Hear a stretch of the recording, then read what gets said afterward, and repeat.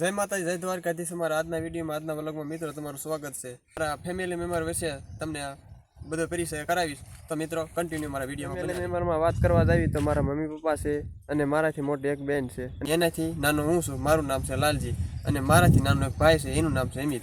કેમ કે વ્લોગિંગ તો એમ બે કરતા હોય દાદા ભાગી, અને બીજાને ઓછો સોશિયલ મીડિયામાં આમ થોડોક એમ કે રસ।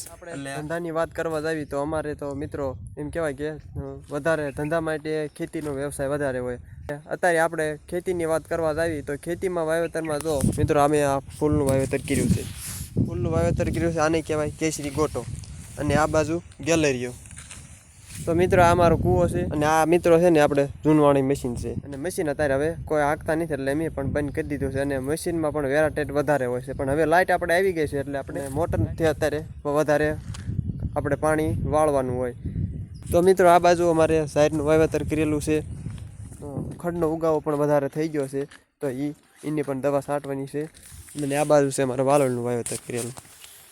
આપણે ધાર પછી આપણે આ વાવી છે આપણે વાલોળ, એ વાલોળ છે આપણે અંકુર ડોલીની છે, અને એકાદ બે મહિના કા રાખશું અને પછી કાઢી નાખવાની છે, કેમ કે પછી બીજું વાવેતર થઈ જાય આપણે। અને આ બાજુ જે મિત્રો આપણે ફૂલ પણ વાવી, એ બાજુ જેમ વાયા હતા કેસરી અને પીળા, એ બેનું ભેગા હતા ને એમાં તો આપણે આ બધું થોડીક જગ્યા પડી હતી એટલે એ આપણે આવી રીતે વાવેતર કરી નાખ્યું છે। તો મિત્રો આ બાજુ જે ફૂલ છે એની વાત કરવા જાવી તો આ ફૂલ રહ્યા ને આપણે ડેજી કહેવાય, અને ડેજી ફૂલ રહ્યા ને વધારે આપણે વરાજાના હાર હોય એમાં બધા વધારે વપરાતા હોય, ડેકોરેશનમાં ને એમાં બધી।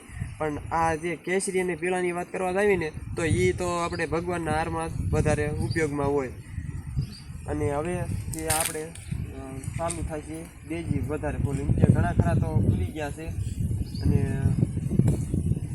ઘણા બધા તો આપણે ખુલી ગયા છે, તો ઉતારવા પણ પડશે હવે। હવે આપણે આ બાજુ વાત કરવા જાવી તો આપણે શિયાળું કહેવાય ને એ વાલોળ છે વાવેતર કર્યું છે, પણ એને આપણે આ ડોલી અંકુર વાવી એના પછીનું વાવેતર કરેલું છે।